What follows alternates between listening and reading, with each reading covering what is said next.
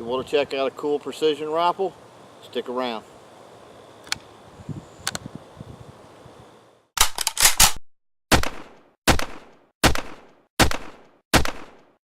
Welcome back, guys.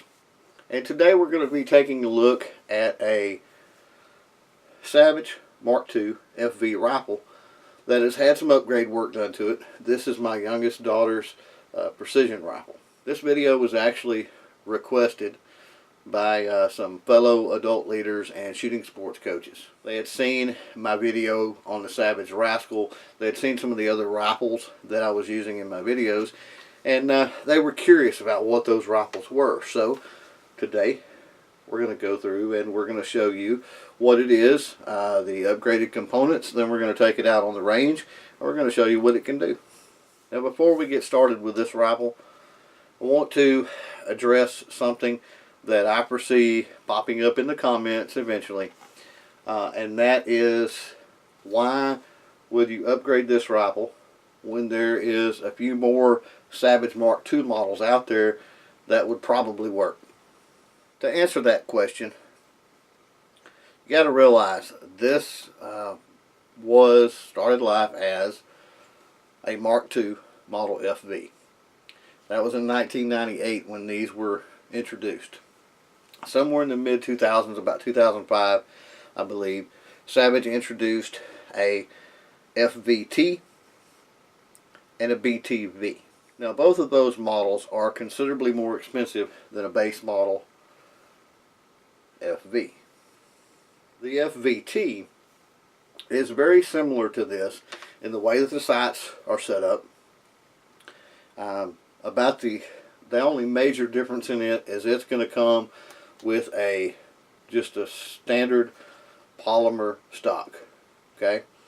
Some things that I don't like about the FVT is that polymer stock, and also the sights. It comes with the front and rear sight are both Williams.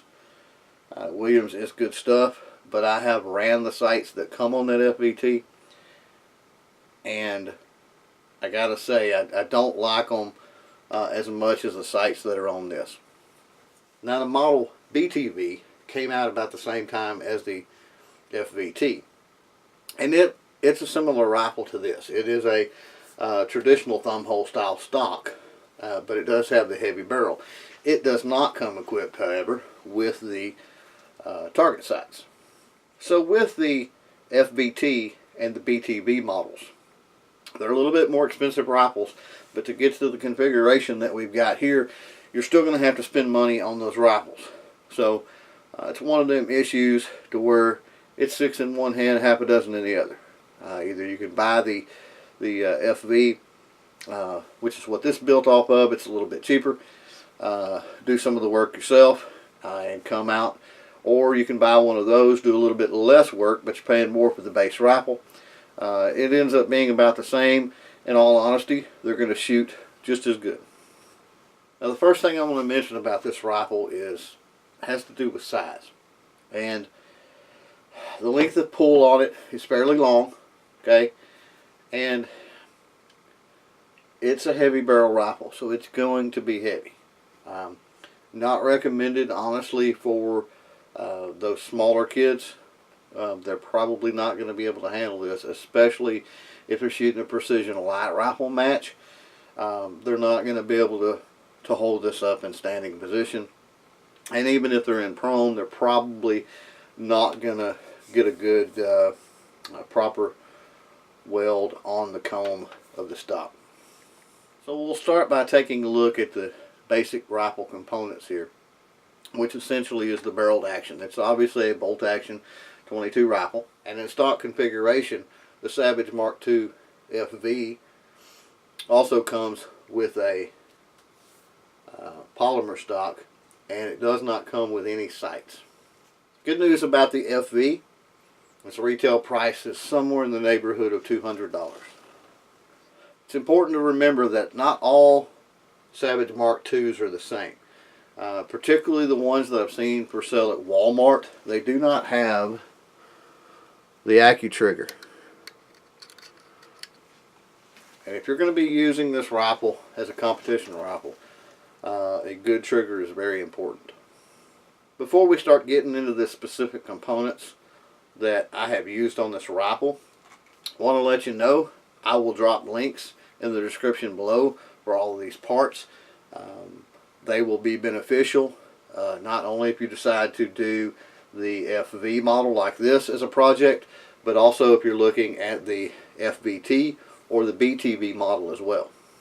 This is a Boyd's Barracuda laminate stock. Retail on this stock is about 130 bucks. Cool thing about the laminate stock is when installing the rear sight on here, I actually had to sand a little bit of it out on the back for it to clear. Laminate is very cool as far as when you have to do any kind of finish work, whether it's the barrel channel or something of that nature, or if you get a scratch on it. Do a little bit of sanding, put some oil on it, might take 2 or 3 coats, and then you can never tell it was scratched. It looks factory. You could completely reshape this comb on this rifle with sandpaper or whatever, and as long as you got it good and smooth, put a coat of oil on it, you'd never be able to tell that it wasn't factory. That's what's awesome about laminate. The way the comb is set up on this rifle is also fairly unique. This puts your eye, and we'll get up here a little closer hopefully to show you. Here's your rear sight. This is going to be your line of sight. This puts you up higher.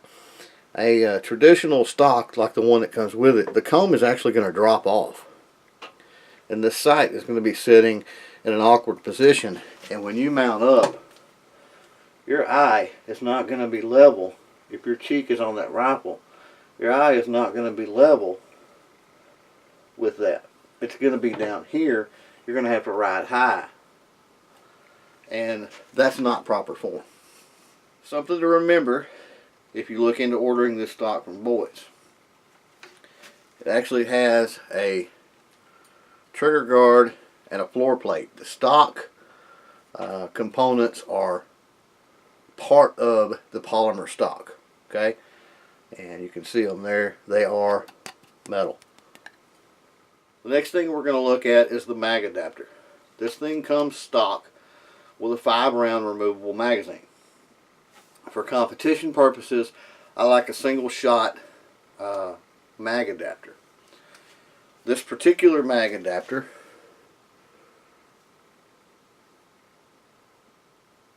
is made by a company called Lyman Products. Again, I'll link that into the description. And they are in, as you can see, Australia. You can see what that is. It's just a, I don't know why nobody in the US makes these. You'd think you could do them on a 3D printer, but they don't. I cannot remember the cost of this mag adapter, but I will put the at least put the link down in the description for you guys. I believe, if I'm not mistaken, that you have to call them up or send them an email for a price quote. Next, let's take a look at the rear sight. There's actually 3 components to this rear sight.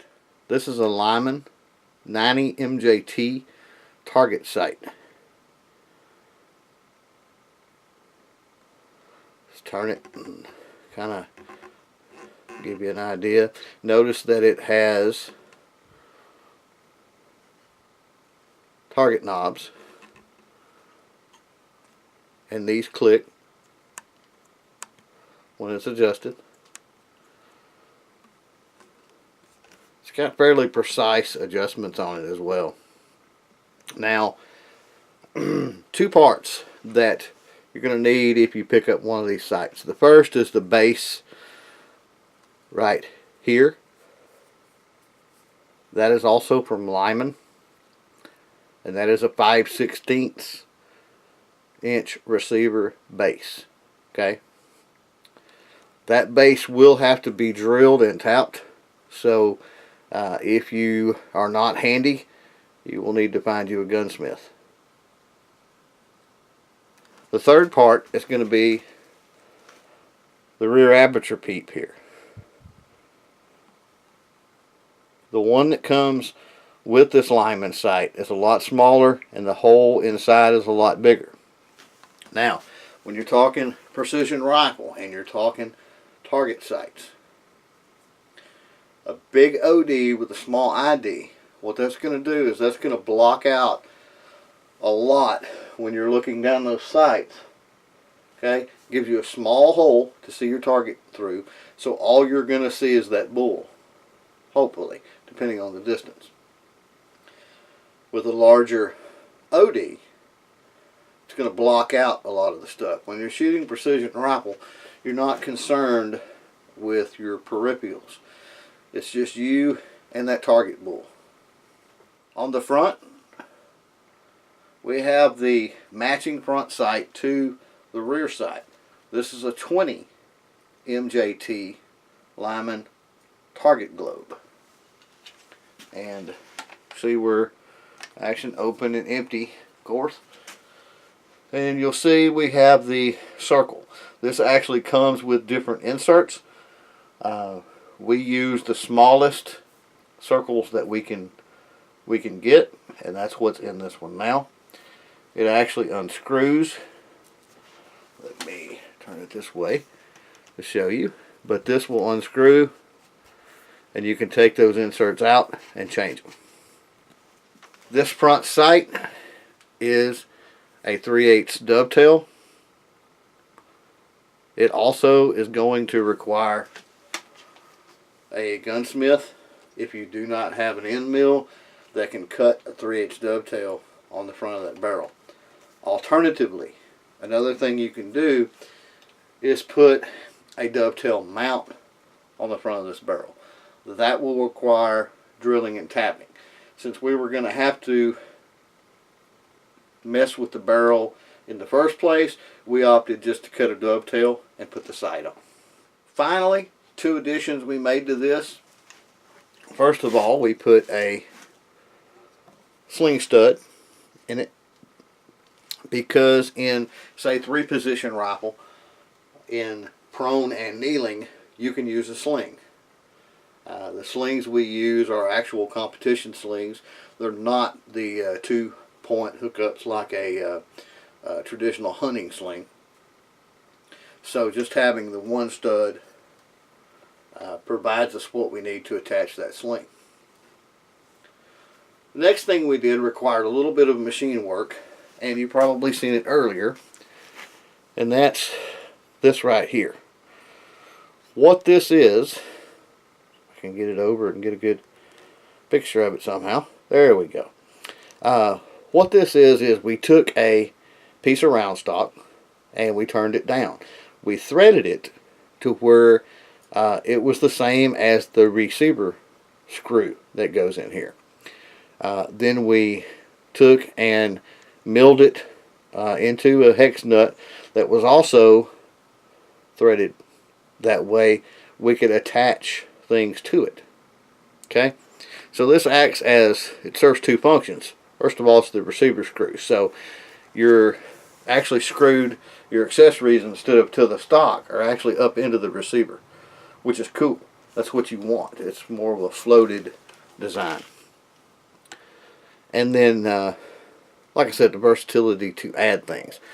We actually have, for this particular rifle, we have a palm grip that is homemade, that screws on, and then when you're in standing position, you can hold the palm grip like so. Real quickly, because I forgot to mention, the base that we were talking about that you're going to need typically runs about 20 bucks. There it is. The rear peep aperture here is going to run you somewhere in the neighborhood of 15 bucks. And the front sight is going to run you somewhere in the neighborhood of 60 bucks. Again, all of that stuff will be down in the description. So that's it for the details. I know you guys are bored to death, and what you're sitting back thinking is the proof is in the pudding. So let's get out on the range and see what you'll do.